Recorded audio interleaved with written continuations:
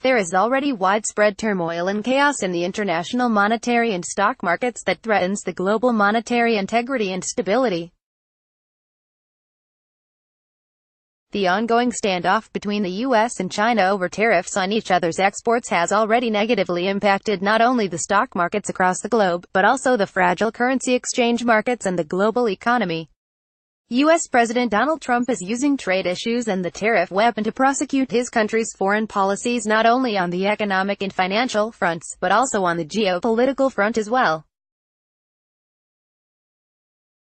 Trump sees worldly issues through the prism of dollars and cents, and he is not about to change this perspective, even when this approach is wreaking havoc with regional and international peace and security.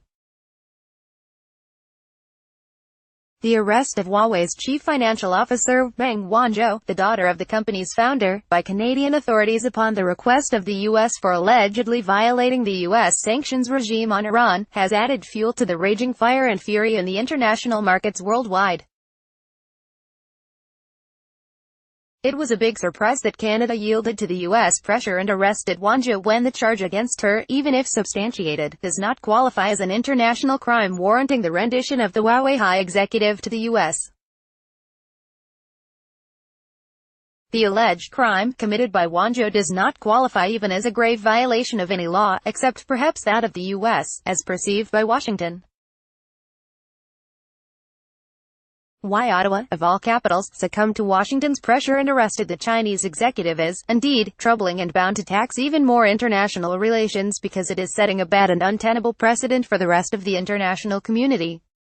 As for the impending talks between Washington and Beijing on the vexing tariffs issue, the impact of this arrest can not only add a serious complication to the already thorny negotiations between the two nations on tariffs, but also poison the atmosphere for their bilateral talks and relations.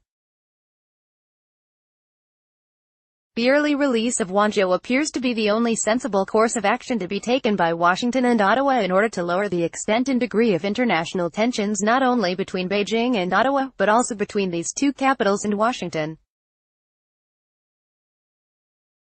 Otherwise, the U.S. would be sending an ominous signal to China that the future does not bode well for their bilateral relations.